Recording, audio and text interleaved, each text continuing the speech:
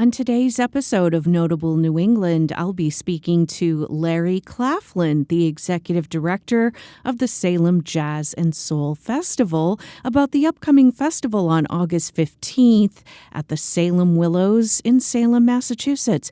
He's going to tell us about the great musical acts that will be featured, a little bit about the history of the festival, and you'll also learn about the charitable efforts the festival is involved with in bringing music education to people in the North Shore. Stick around.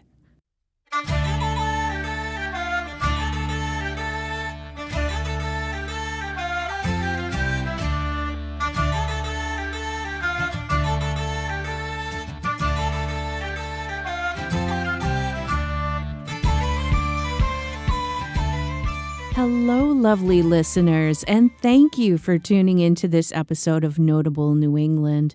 For anyone new listening today, my name is Gretchen B., and I am a proud, lifelong New Englander.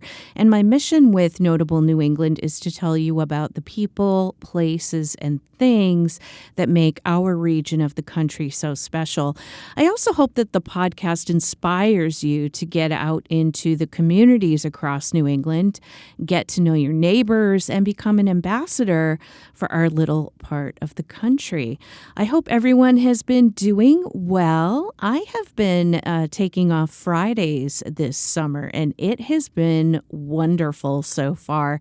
I love being able to have a nice long weekend, and I've been trying to do some fun activities that I've never done in New England while I have my time off. I was able to get over to the Sand Sculpting Festival on Revere Beach, which, believe it or not, I had never been to before, and it was quite amazing. The sand sculptures were awe-inspiring, and the festival atmosphere with the food trucks, vendors, people of all walks of life hanging out and enjoying the day was pretty awesome. I definitely recommend it next year if you are able to go. On today's episode, I'll be talking with the executive director of the Salem Jazz and Soul Festival, Larry Claflin. He is going to tell us about the musical acts who will be performing, a little bit about the history of the festival, and he will also be sharing how the Salem Jazz and Soul Festival's fundraising efforts help music programs and education on the North Shore. Before we get into my conversation with Larry, let's dig into some Wicked Light Bites, community-oriented stories and happenings from each New England state. Academy Award-winning actress Viola Davis, along with her husband, producer and actor Julius Tenen, donated $1.2 million through their foundation to establish the Mary Alice Davis Family Engagement Center, which was named in honor of Viola Davis's mother, Mary Alice Davis. Viola Davis and her family lived in Central Falls, Rhode Island.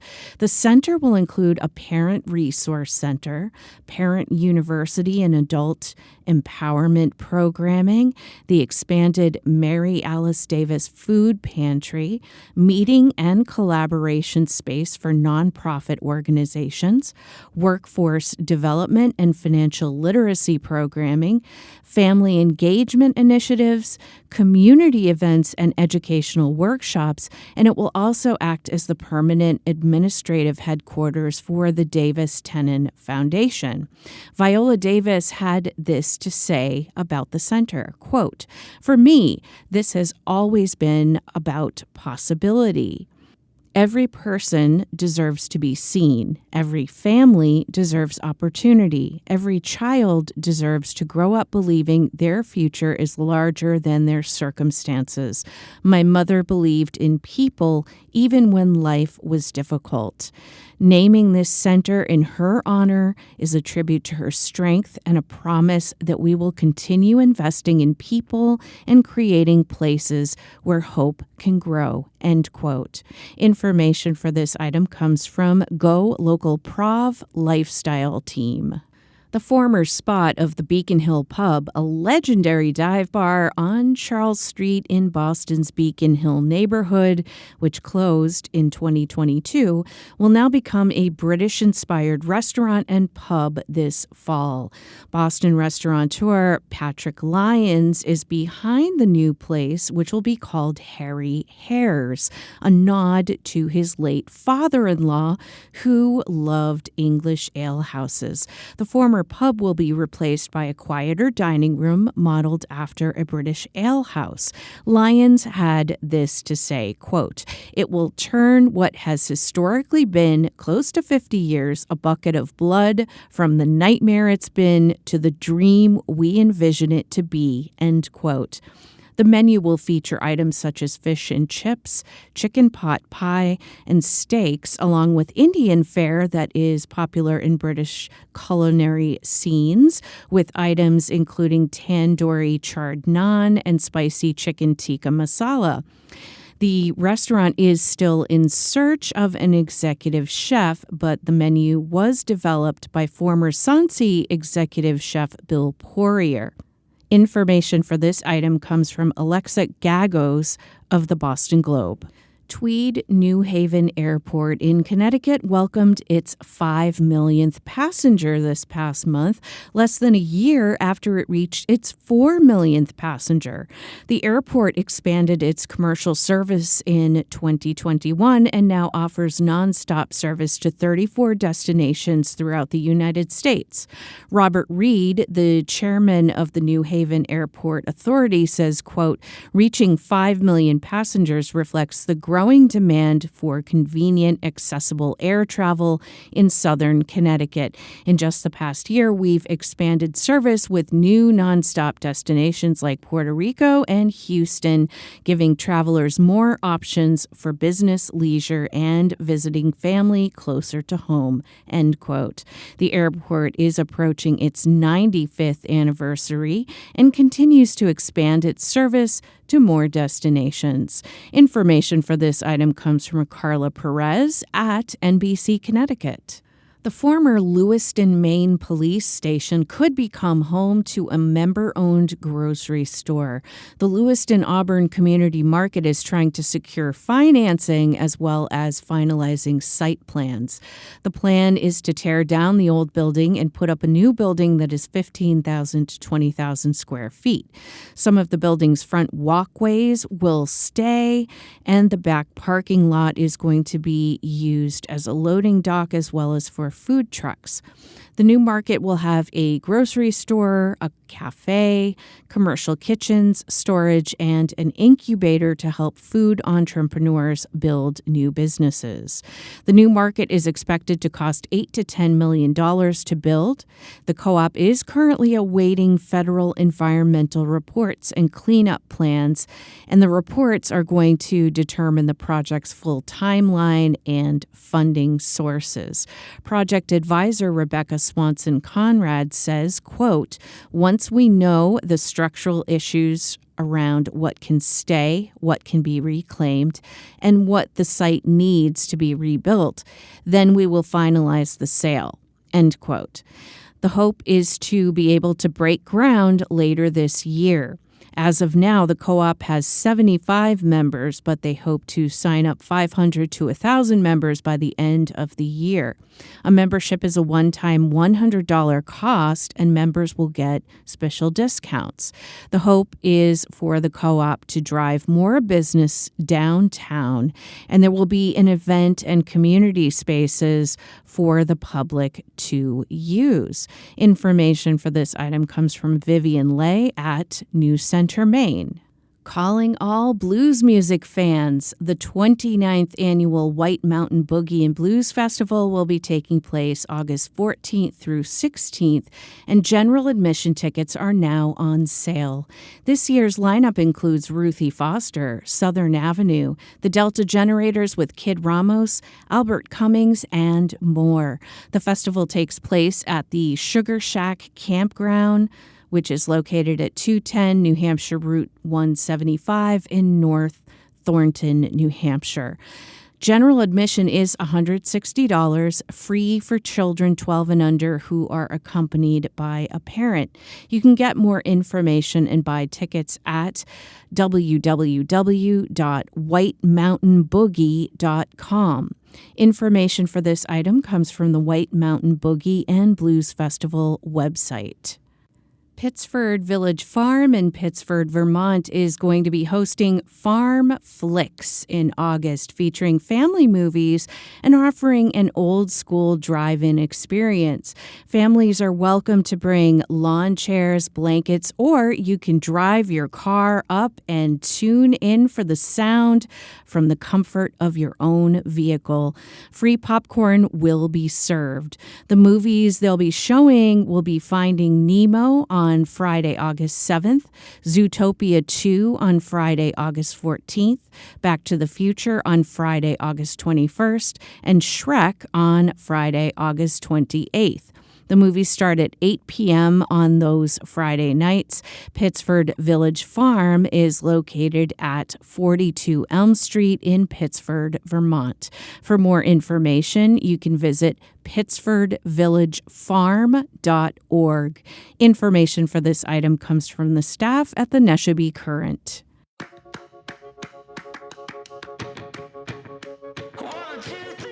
Coming up after the break, I'll be speaking with Larry Claflin, the executive director of the Salem Jazz and Soul Festival, which is taking place on Saturday, August 15th at the Salem Willows in Salem, Massachusetts. He's going to tell us all about the incredible lineup of musicians who will be performing, a little bit about the history of the festival, and the amazing music programs they've been able to raise funds for. Stay tuned. You are listening to Notable New England.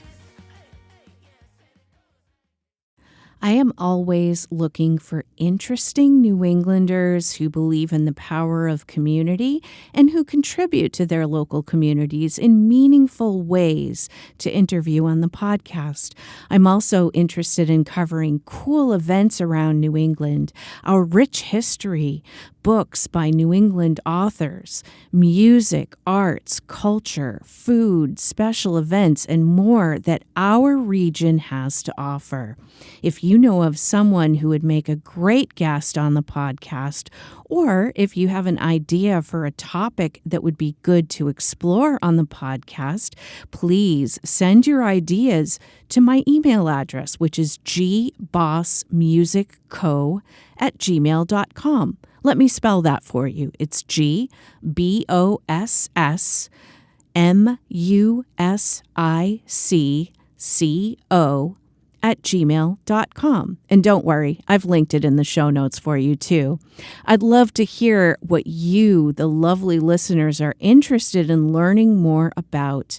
Again, make sure to send an email to me. It is in the show notes, and I will consider it. Perhaps your idea for a guest or a topic could appear on the podcast. If you've been enjoying Notable New England, there's a few simple ways that you can help support the podcast, and they do truly make a difference.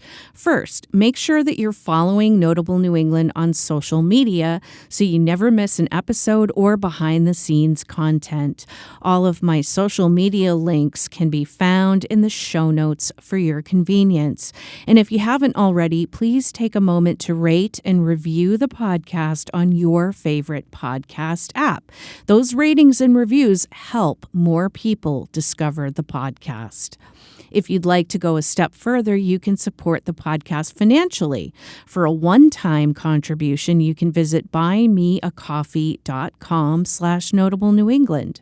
Think of it as throwing a few bucks into the virtual tip jar if you feel that the podcast has somehow enriched your life. That's buymeacoffee.com/Notable New England. Or if you'd prefer to support the show on a monthly basis, you can join the Patreon community at patreon.com/Notable New England.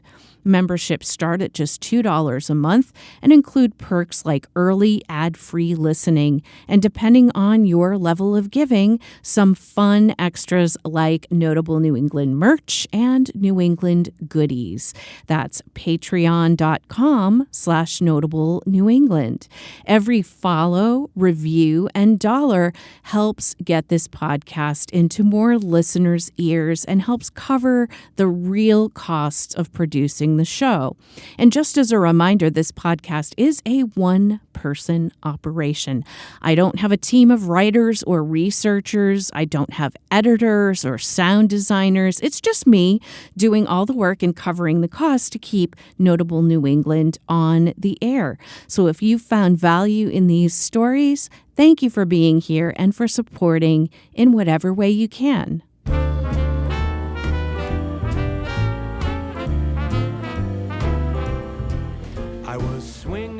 I'm happy to have Larry Claflin, who is the executive director of the Salem Jazz and Soul Festival, with me today on the podcast. The Salem Jazz and Soul Festival will be taking place Saturday, August 15th, and Larry is going to tell us all about the festival, and hopefully you will be able to attend and enjoy this amazing community event. Welcome to the podcast, Larry. It's great to have you with us today. Thanks very much, Gretchen. I appreciate being on your podcast. So as I just mentioned, the Salem Jazz and Soul Festival will be taking place Saturday, August 15th, and it's going from 11 in the morning until 7 in the evening at the Salem Willows, and it is free for the public to attend. I would love for you to tell the listeners a bit about this year's lineup. Sure. We're going to open the festival just before 11 a.m. with a rendition of America the Beautiful by a local artist named Jesse Cimitaro. He's going to be performing that song, accompanied by a couple horn players. That'll be a quick intro, and then we'll have the Salem High School Jazz Band performing for an hour, and they have performed every year at the festival for all 17 years. After that, Jesse will return to the stage with his band Wood and Bone, and they do some Americana, some jazz, some soul. It's kind of a good mix of music, and they're all local guys, some from the North Shore, some from Boston, some from Cape Ann. After that, a woman named Lydia Harrell, who is an amazing jazz R&B singer who she's a Berklee College of Music professor who actually used to live in Salem as well. She's going to perform. She's played the festival before, as does Jesse with a different outfit. After that, a band called the Nth Power, who's some local people, some people who live down in Nashville are going to be converging to play the festival. They are a trio, kind of a power, funk, gospel, soul trio, who have also played the festival in the past, and they really just blew the crowd away. So we're really looking forward to that performance. The drummer, her name is Nikki Gillespie, and she is also an amazing singer. She lives down in Nashville now as a recording artist and a session musician, and she used to back up Kid Rock a while back. And lastly will be Dwayne Dupsey and the Zydeco Hellraisers, who have played twice before and just really got the crowd going. People on the North Shore and around this area love Zydeco. They love brass band music. They love New Orleans music and New Orleans culture.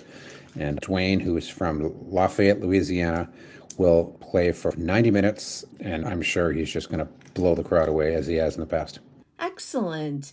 My understanding is that back in the early 20th century, the Salem Willows used to have jazz concerts, and this festival is a celebration of that, but also has expanded to include funk, soul, and blues. Could you tell us a little bit about the history of the festival and how it came to be? Back in the day, there was one dance hall called the Charles Hurst Ballroom, which is now Kitty Arcade at the festival, and that was a spot where many big bands from the area used to play. In 1924, Duke Ellington played there, and then he played a couple more times in 26, and in 1927 he did a run of 9 shows on the summer of 1927, and we're going to be approaching the 100th anniversary of that run of shows. The ballroom and a bunch of other ballrooms in the Boston area run by 2 brothers, Charlie and Cy Shribman, who were impresarios in the area on the North Shore and around Boston. And they really took Duke under their wing. He was a young 26-year-old pianist, band leader when they met him. And in his autobiography, Music is My Mistress, he mentions the Shribman Brothers and says that they were very supportive of big bands and he may not have made it as far as he did without their help. The festival itself kind of grew out of that. Our co-founder, Henley Douglas Jr., who is an accomplished saxophone player, was inspired by that chapter called Salem Mass from Music is My Mistress and about the story behind Duke and the Shribmans. So we decided to start a festival just over the hill in a bandstand that was built in the mid 1960s, right on the ocean. And we had our first show in August of 2007, our first concert. We had our first fundraiser the April before that. So within 8 months, we had put on a concert, and we continued to do that for, I think, about 14 years until COVID. And then they took 2 years off. I had left the board for a while. And when they came back, we started up over again. We used to do about 8 to 10 free shows a year, some of them fundraisers. And we were pretty straight out for about the 10 years I was with the festival. Post COVID, we pared down the size of the festival and we decided to do one big show at the Willows every year, a 1 day festival, rather than the 2 days we were doing for a long time. At that time, we're all volunteer run, and it was a big toll to put on all these shows. While we were having a good time doing it, we wanted to perfect the festival. So since post-COVID 2023, we've done one big festival, a 1 day festival at the Salem Willows, and we hope to grow back up to multiple shows a year, but at this point, we're sticking with the one. So we're a 501c3 nonprofit. We have been since 2009, and our mission basically is to put on these free concerts and donate money to music education causes on the North Shore. That is truly amazing, especially when a lot of arts programs are being cut or curtailed due to lack of funding. That the Salem Jazz and Soul Festival puts on these various concerts throughout the year and does fundraising to provide financial support for music programs on the North Shore. Can you tell us more about this mission and how the funds you've raised have helped foster music education? Certainly. So over the years, we've made donations to group homes, libraries, school music programs, and we've done some of our own programming when we have music educators on the board. So we started something called Music Kids, which was a drop-in program for young children. It started at a library and then it was in a community room at an apartment building for a while, or a condo building for a while. We have not brought that back since post-COVID, but we do have a Music Kids tent at the festival where children can come in and learn about instruments and work with crafts and learn about music all around. At the festival, we also fund a music education tent where a lot of times the musicians who are playing on stage do a master class and talk about their instrument, and adults and families can learn all about what they do as well. We've put on some of our own stuff. We did a workshop for adults and children on the autism spectrum, a songwriting workshop for a couple of years, and we donate money to the Boys and Girls Club. We have a percussion workshop at the Boys and Girls Club as well, among other things. That's wonderful. Please tell us about some of the sponsors that help keep the festival running and that allow for admission to be free. I think it's incredible that you're offering live music with these talented performers for free so that music is accessible to all. Certainly. We have a lot of small businesses donate money anywhere from $250 to $5,000. A lot of local restaurants in the area will support as they can. And then some larger sponsors, like for instance, Volvo Cars Danvers this year has sponsored both of our spring fundraisers and part of the festival as well. We also work with some nonprofits and different groups that donate money to these causes, such as the W. Bradford Ingalls Charitable Foundation. It's a private foundation that likes us a lot. Music Drives Us was a funder this year, and the Levitt Foundation in years past has donated money. So it's a mix of small, larger corporate donors, a lot of individual donors. We sell merchandise at the festival. We have a beer and wine tent at the festival, and we go around with a bucket with a heart balloon on it and ask for individual donations. So there's many different ways that people can support the festival. That's great. And I would love for you to tell the listeners how they can get involved in helping you to fundraise. Could you give us information on your website or other presence where people can make donations if they are not at the festival? I'd be happy to. So if people go online to our website, salemjazzsoul.org, there's a donation button right there in the upper right where people can donate to a crowdfunding campaign, or they're welcome to reach out if they would like to sponsor the festival. We get all kinds of donations and we appreciate all of them. So we also like to ask people to volunteer for the festival or maybe join our board or one of the subcommittees and lend us a hand in that way too. I assume that if people wanted to reach out to you or somebody on the staff regarding possibly joining the board or volunteering in some way, there's an email form or something on the website that they might be able to send a message to you directly? Yeah, if you go to the website, it's all right up there. There's different ways to get involved. Our website is made by an operation called Creative Collective out of the North Shore, and it's all up to date, and they can find all the information they need at salemjazzsoul.org. Perfect. For people wanting to attend the festival, where can they park if driving in, and how far from the MBTA commuter rail station is the festival? Also, does the festival happen rain or shine, or is there a makeup date if inclement weather occurs? Sure. So the festival is rain or shine. So if it's raining, please come anyway. Unless there's majorly high winds or lightning, it will go on. It's a bit of a trek from the commuter rail station, but if you walk over to the National Parks Visitors Center, you can hop on the Salem trolley. It's $5 each way, $10 round trip, and that'll take you directly to the Salem Willows. The trolley also stops at the Salem Ferry. So if somebody take the ferry in from Boston, they could get their shuttle there. And it also stops at the Bentley Academy Innovation School where there's limited free parking. I advise if you do want to park, get there as early as possible. Don't come any later than 1 p.m. because the Salem Willows is a peninsula and there's very limited parking. So bike, walk, to do whatever you can to get there if you don't have to drive. Definitely take the trolley. We really pushed out to, because that way we cut back on the carbon footprint and cut back on traffic congestion with the trolley. That sounds like a great plan. And before I let you go, I wanted to ask you if you could talk a bit about what you're looking forward to for the festival's future plans. For people who are familiar with the festival, we're just a 1 day now. As I said before, we used to do 10 shows a year. We used to have a 2-day festival. And we do want to look into expanding the festival, at least for our 20th anniversary next year in 2027, and making it an even bigger thing, at least for that year. We really lean into the New Orleans culture, and people love it there. Many of the people on our board are veterans of New Orleans Jazz and Heritage Festival.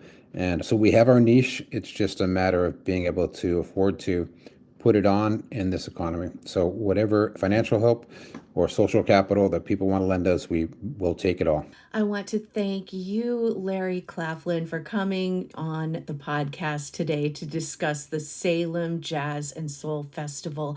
Folks, this is a free event and it is happening on Saturday, August 15th, rain or shine, at the Salem Willows in Salem, Massachusetts, from 11 in the morning until 7 in the evening. If you want more information on the festival as well as ways that you can contribute to the festival, please go to salemjazzsoul.org. I will link that in the show notes so you can just go there, click, and be taken to the festival's website. I wish you a wonderful festival, Larry, and it was a pleasure to speak with you today. Excellent. Thank you very much. We appreciate you.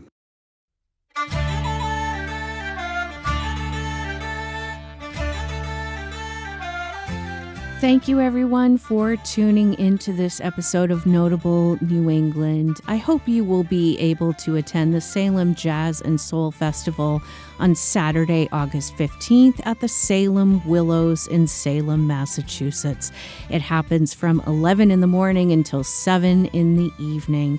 Once again, I want to thank my guest, Larry Claflin, the Executive Director of the Salem Jazz and Soul Festival, for coming on today to talk about the incredible lineup of musicians they have, the history of the festival, and the awesome fundraising that they have done to benefit music education.